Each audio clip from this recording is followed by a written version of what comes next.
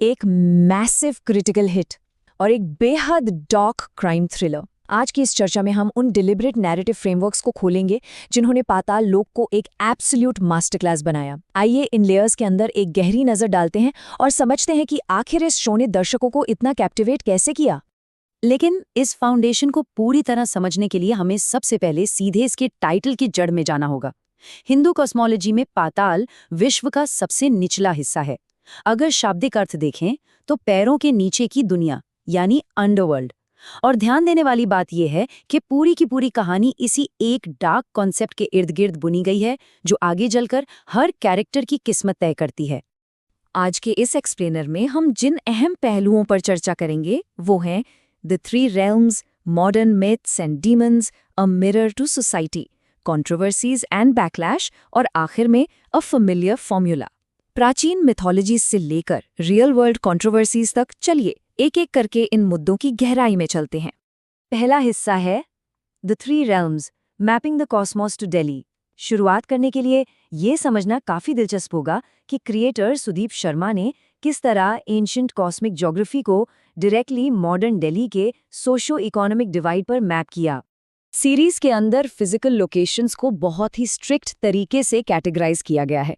जैसे Lutyens Delhi upper class को दर्शाता है यानी स्वर्ग, वसंत विहार और नोएडा मिडिल क्लास यानी धरती को दर्शाते हैं, और जमुना पार का इलाका लोअर क्लास यानी मर्की पाताल को रिप्रेजेंट करता है। ये डिवीजन बिना एक भी शब्द कहे पूरी कहानी का बेस सेट कर देता है। एक कैरेक्टर आखिर कहाँ रहता है बस यही तय कर देता है कि सिस्टम उसके साथ कैसा व्यवहार करेगा। दूसरा हिस्सा modern myths and demons, echoes of antiquity. इस ग्रिटी क्राइम स्टोरी को एक एपिक बनाने के लिए नैरेटिव प्राचीन हिंदू मिथोलॉजी का सहारा लेता है। प्राइमरी एंटागनिस्ट हथौड़ा त्यागी को बहुत ही जानबूझकर माइथोलॉजिकल डीमन किंग हिरण्यकश्यप के मॉडर्न इनकार्नेशन के रूप में क्राफ्ट किया गया था। जिस तरह डीमन किंग के पास एक वरदान था कि जब तक उसे अपना आखिरी मैच नहीं मिलता वो इनविंसिबल है, ठीक वही कॉन्सेप्ट यहाँ अपनाया गया है। क्रिएटर्स का मानना है कि सबसे बुरे इंसान में भी भगवान का एक अंश जरूर होता है जो इस ब्रूटल विलन को एक काफी टेरिफाइंग पर ह्यूमन डायमेंशन देता है। प्राचीन बलिदान की कथाओं और मॉडर्न हिटमैन की ऐसी ब्रूटल वफादारी के बीच के डायरेक्ट पैरेलल्स सच में हैरान करने वाले हैं। एक तरफ मिथोलॉजिकल एकलव्य है जिसने अपने गुरु द्रोणाचार्य के लिए अपना अंगूठा काट दिया था, और ठीक वही बलिदान हथौड़ा त्यागी ने अपने लीडर मास्टर जी डोनोलिया के लिए दिया। ये लॉयल्टी शो के डार्क टोन को और गहरा करती है और दिखाती है कि ये प्राचीन आर्केटाइप्स आज भी कितने ज्यादा रेलेवेंट हैं। और ध्यान देने वाली बात यह है कि ये माइथोलॉजिकल पैरेलल्स यहाँ रुकते नहीं हैं। प्रोटैगनिस्ट हाथीराम नरसिम्हा अवतार का प्रतीक बनता है जो आखिर में इस अधर्म को खत्म करने आता है। वही एक ऑर्डिनरी आवारा कुत्ता महाभारत के युधिष्ठिर के कुत्ते की तरह स्वर्ग के दरवाजे का आखिरी निर्णायक बन जाता है। साथ ही ग्वाला गुज्जर और डोनोलिया के बीच का रिश्ता चित्रकूट में राम और भरत के प्रॉक्सी रूल जैसा दिखाया गया है। ये छोटे छोटे डिटेल्स इस शो को एक आम क्राइम ड्रामा से बिल्कुल अलग लेवल पर ले जाते हैं। तीसरा हिस्सा a mirror to society, the gritty reality. Mythology को अगर एक पल के लिए हटाकर देखा जाए तो ये कहानी आधुनिक सामाजिक खाइयों और सिस्टमिक मुद्दों का एक अनफॉरगिविंग आईना बन जाती है। पहले ही एपिसोड में अरेस्ट किए गए 4 मेन सस्पेक्ट्स असल में रूरल और अर्बन इंडिया के बहुत ही गहरे सोशल क्राइसिस का प्रतीक है। जैसे कबीर रिलीजियस फैनेटिसिज्म को, टोपे सिंह कास्ट कॉन्फ्लिक्ट को, मैरी ट्रांसजेंडर डिस्क्रिमिनेशन और चाइल्ड अब्यूज को, और विशाल त्यागी रूरल वायलेंस और विमेन्स सेफ्टी के मुद्दे को रिप्रेजेंट करता है। ये सिर्फ कैरेक्टर्स नहीं हैं बल्कि सामाजिक बीमारियों के जीते जागते सबूत हैं। हर सस्पेक्ट की बैक स्टोरी दरअसल एक फेल्ड सिस्टम की बहुत गहरी चोट है। चौथा हिस्सा controversies and backlash, the real world impact.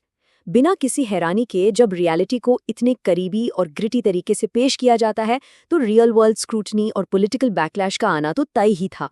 Impartially अगर देखा जाए तो शो के रिलीज के बाद अलग अलग कम्युनिटीज और पॉलिटिशियंस की तरफ से लीगल नोटिसेस और इंटेंस बैकलैश देखने को मिले।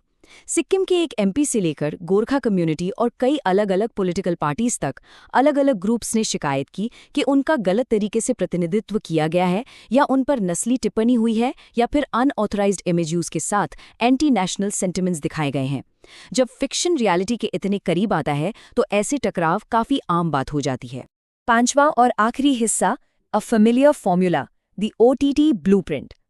यहाँ एक बड़ा दिलचस्प सवाल उठता है, क्या इस सक्सेसफुल नैरेटिव स्ट्रक्चर ने अनजाने में दूसरे बड़े इंडियन स्ट्रीमिंग थ्रिलर्स के लिए एक सेट ब्लूप्रिंट बना दिया है?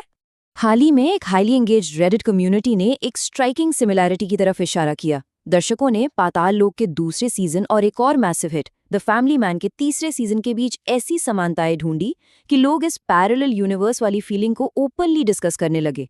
जब दो ऐसी बेहद सक्सेसफुल फ्रेंचाइजेस आपस में इतनी मिलती जुलती लगने लगे तो इस पैटर्न को इग्नोर करना वाकई मुश्किल हो जाता है। जरा इन ओवरलैपिंग फॉर्मूलाज पर गौर करते हैं। दोनों ही शोज में सेटिंग नागालैंड की है। इंसाइटिंग इंसिडेंट की बात करें तो वो एक वेटरन लीडर का मर्डर है। एक तरफ जॉनथन थॉम तो दूसरी तरफ डेविड खोजू। प्रोटैगनिस्ट अकेला छोड़ दिया जाता है ताकि वो सिस्टम के खिलाफ जाकर सच ढूंढे, चाहे वो हाथीराम हो या श्रीकांत। और दोनों ही शोज में एक सीनियर ऑफिसर कोलैटरल डैमेज में मारा जाता है। ये ईरी पैरेलल्स इनकी कहानी की बुनियाद को लगभग एक जैसा बनाते हैं। इसके अलावा दोनों ही शोज बिल्कुल एक जैसे ट्रोप्स पर निर्भर करते हैं। एक हाई रैंकिंग सेंट्रल गवर्नमेंट का कंस्पिरेसी में इन्वॉल्व होना और इन्वेस्टिगेशन यूनिट के अंदर अपना फायदा देखने वाला एक ट्रेचरस मोल होना, जैसे इधर बिट्टू रहमानी और उधर यातिश चावला। ये एलिमेंट्स दोनों ही सीरीज में लगभग कॉपी पेस्ट जैसा अनुभव देते हैं। ऐसा लगता है कि जैसे एक ही बेसिक फ्रेमवर्क को दो अलग अलग राइटर्स ने अडैप्ट कर लिया हो। जैसे जैसे हमारी ये चर्चा अपने अंत की तरफ बढ़ती है, ये एक बहुत ही फैसिनेटिंग सवाल पीछे छोड़ जाती है। क्या प्राचीन माइथोलॉजी, सामाजिक सच्चाई और एक जैसे कैरेक्टर ट्रोप्स की ये रेसिपी ही स्ट्रीमिंग सक्सेस का अल्टीमेट सीक्रेट बन गई है?